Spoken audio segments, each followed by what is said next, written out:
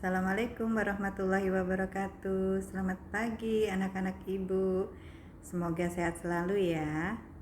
Yuk kita mulai melanjutkan bab yang kemarin. Sekarang adalah bab 2 yang akan kita bicarakan adalah tentang wilayah negara, warga negara dan penduduk, agama dan kepercayaan, serta pertahanan dan keamanan.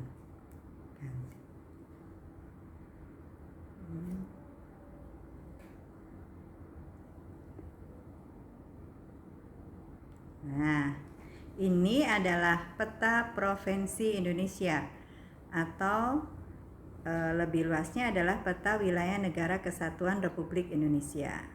Kita tahu bahwa negara kita itu adalah negara yang berbentuk kesatuan, di mana bentuk kesatuan ini terdiri dari banyaknya pulau-pulau, ya. Pulau-pulau yang ada di Nusantara ini adalah lebih dari beribu-ribu pulau. Oleh karena itu, negara kita memiliki bentuk negara kesatuan.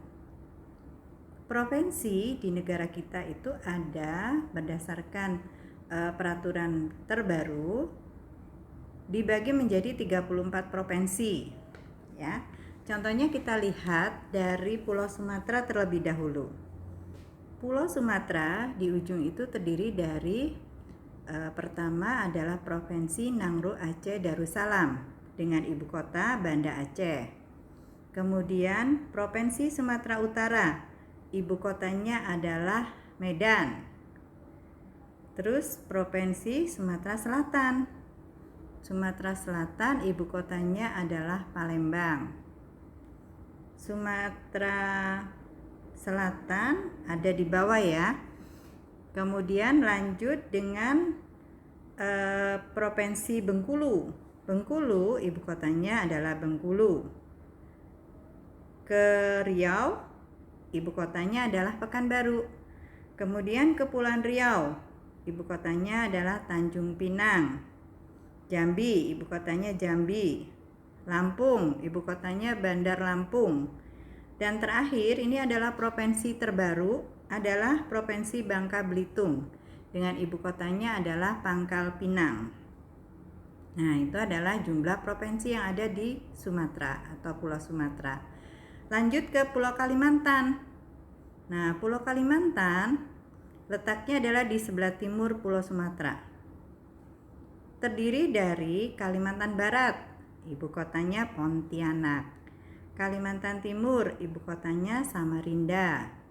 Kemudian Kalimantan Selatan, ibu kotanya Banjarmasin. Itu yang paling ujung itu adalah Kalimantan Selatan, ujung bawah.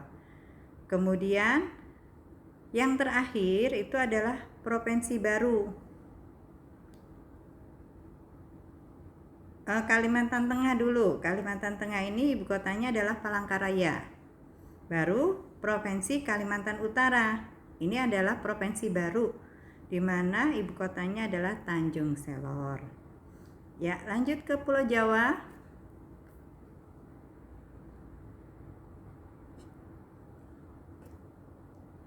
Nah, ini adalah Pulau Jawa ya. Pulau Jawa itu terdiri dari 6 provinsi. Banten itu di dekat Sumatera ya, berbatasan dengan Selat Sunda. Banten ini ibu kotanya adalah Serang. Kemudian DKI Jaya ibu kotanya adalah Jakarta. DKI Jaya ini yang kita tempatin ya. DKI itu adalah daerah khusus ibu kota Jakarta. Ya, ibu kotanya ya Jakarta. Terbagi menjadi berapa Jakarta? Ada Jakarta Selatan, ada Jakarta Utara, Jakarta Barat, Jakarta Timur, dan Kepulauan Seribu. Ya. Kemudian lanjut Jawa Barat, ibu kotanya Bandung. Jawa Tengah, ibu kotanya Semarang. Daerah Istimewa Yogyakarta, ibu kotanya Yogyakarta. Kenapa disebut daerah istimewa? Nah, daerah istimewa Yogyakarta ini memiliki pemerintahan tersendiri, ya. Karena pada masa kerajaan Mataram, daerah ini sudah menjadi daerah tersendiri sampai pada Hamengkubuwono ke-9 sebagai gubernur DIY yang pada waktu itu sebagai Sri Sultan Hamengkubuwono ke-9 yang menduduki Kesultanan Mataram terakhir ya, untuk kerajaan Mataramnya. Kemudian berdasarkan peraturan pemerintah beralih menjadi Daerah Istimewa Yogyakarta. Ya. Kemudian Jawa Timur. Jawa Timur itu ibu kotanya adalah Surabaya. Menyeberang ke Pulau Bali dan Pulau Nusa Tenggara Timur serta Nusa Tenggara Barat. Bali ibu kotanya adalah Denpasar. Nusa Tenggara Barat atau NTB ibu kotanya adalah Mataram. Nusa Tenggara Timur ibu kotanya adalah Kupang ya. Kupang itu ada di Nusa Tenggara Timur. Lalu beralih lagi ke Pulau Sulawesi. Sulawesi ada beberapa provinsi baru. Misalnya Gorontalo, ibu kotanya adalah Gorontalo. Sulawesi Barat, ibu kotanya adalah Mamuju. Kemudian Sulawesi Selatan, ini provinsi yang lama ya. Provinsi asal adalah Sulawesi Selatan, ibu kota Makassar. Kemudian Sulawesi Tengah, ibu kotanya Kendari. Sulawesi Utara, ibu kotanya Manado. Dan Sulawesi Tengah, ibu kotanya Palu. Kemudian Sulawesi ini mengalami pemekaran. Pemekaran daerah ini menjadi 2 provinsi baru, yaitu Gorontalo dan Sulawesi Barat. Ya, lanjut ke Maluku dan Papua.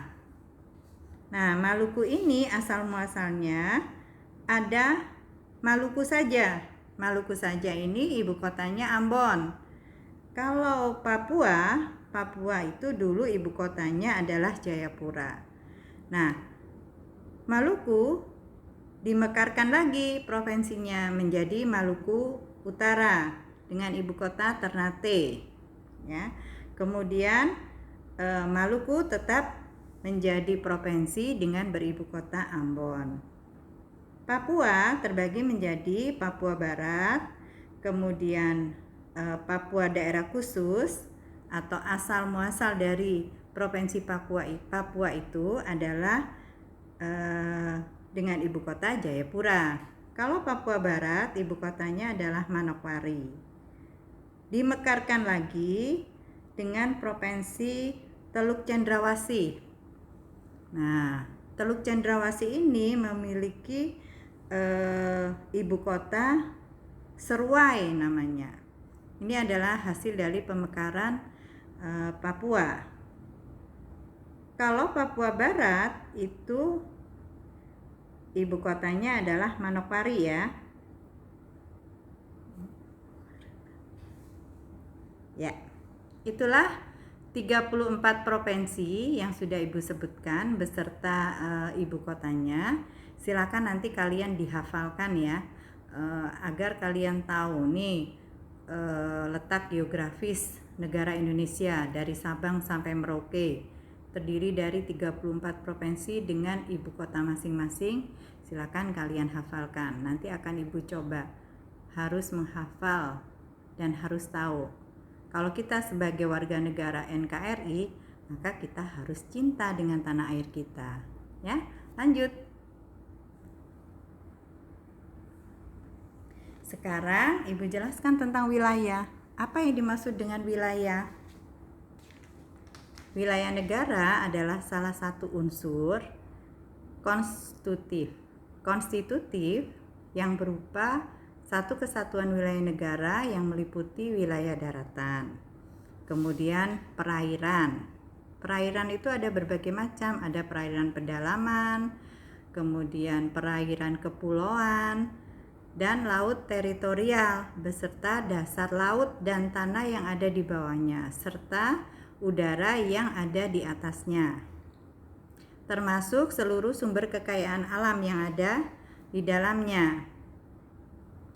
Nah, yang dimaksud dengan wilayah udara adalah wilayah yang ditarik garis lurus ya, antara garis lurus yang sejajar di mana batas wilayah daratan dan batas wilayah perairan.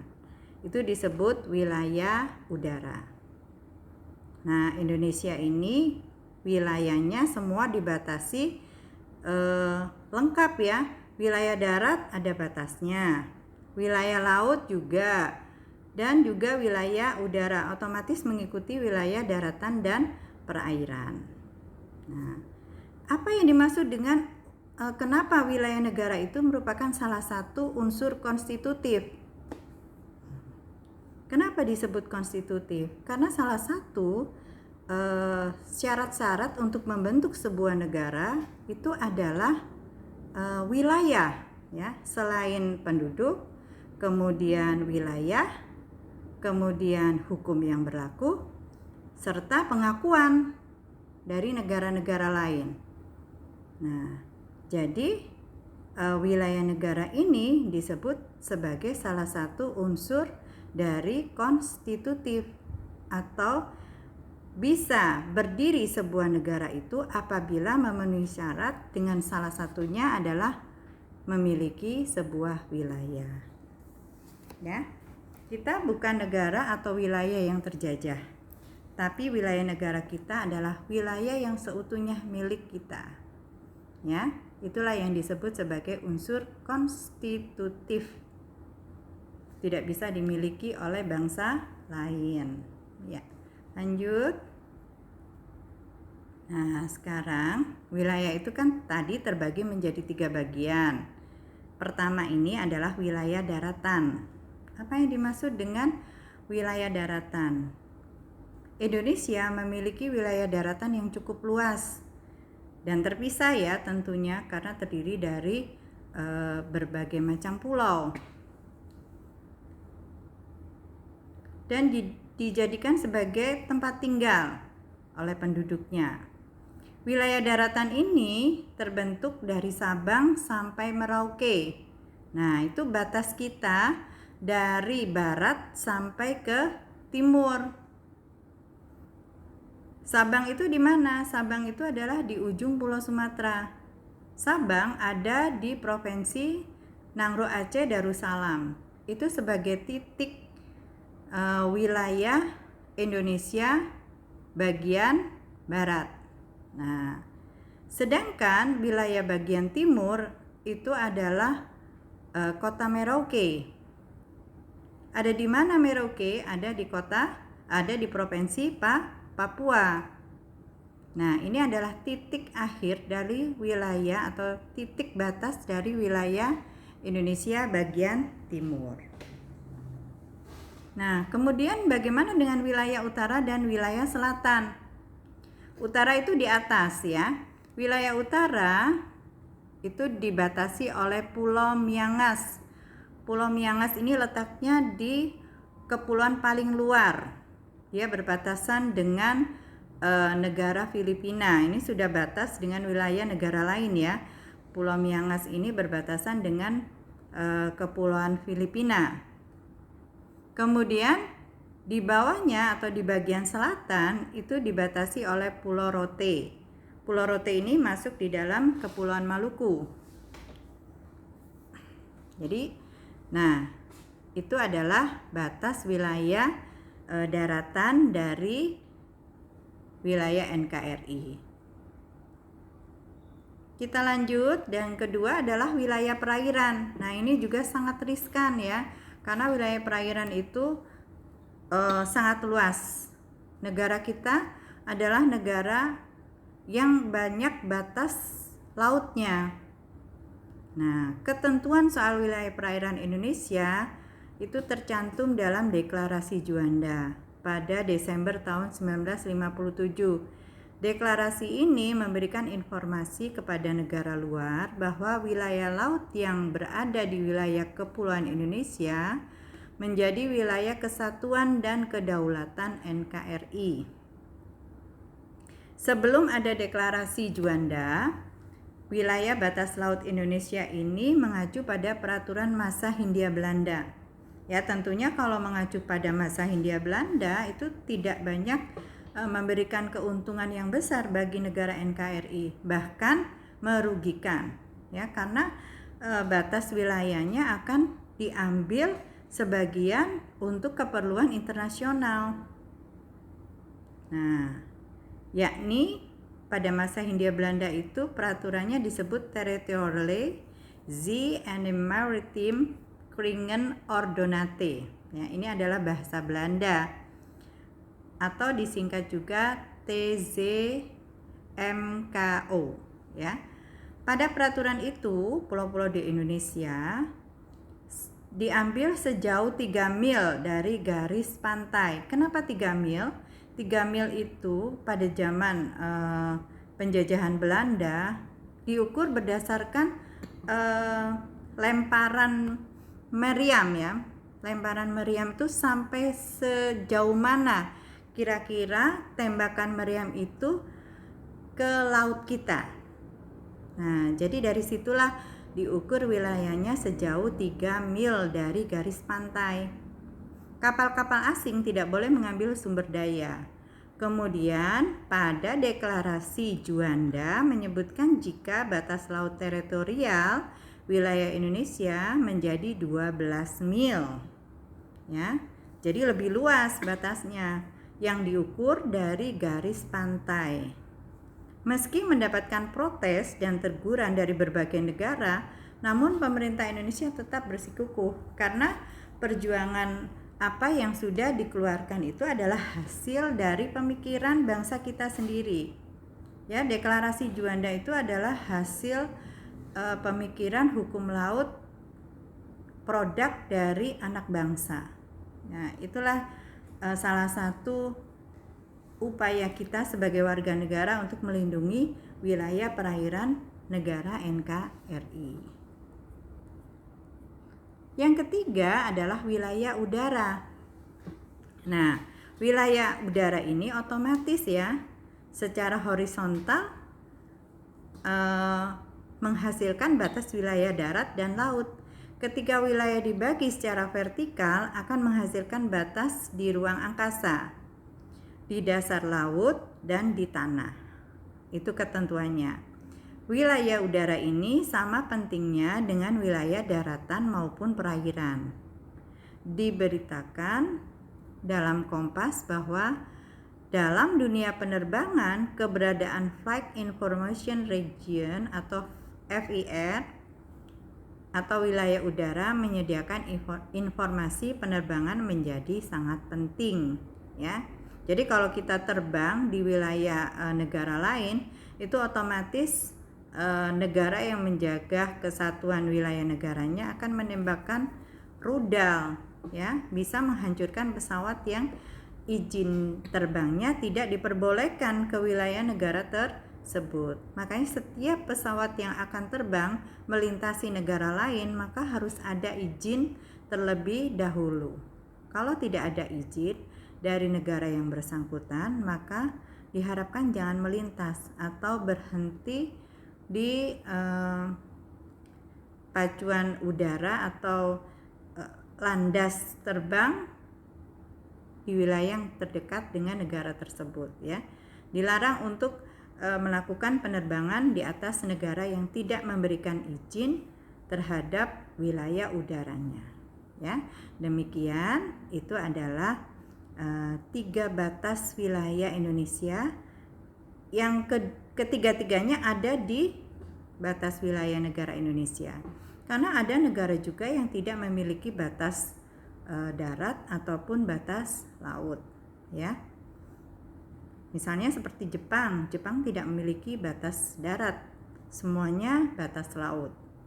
Inggris memiliki tidak memiliki batas darat, tapi batas laut. Indonesia memiliki batas semuanya, ada batas wilayah darat, ada batas wilayah udara, dan ada batas wilayah perairan. Yang paling riskan bagi kita adalah batas wilayah perairan, karena negara Indonesia ini adalah negara kepulauan yang lebih besar dikelilingi oleh laut, ya. Demikian anak-anakku, apabila kalian kurang mengerti dengan apa yang Ibu sampaikan, silakan kalian bertanya, boleh melalui WA Group atau Google Classroom, ya. Demikian penjelasan dari Ibu. Sekian dulu. Assalamualaikum warahmatullahi wabarakatuh.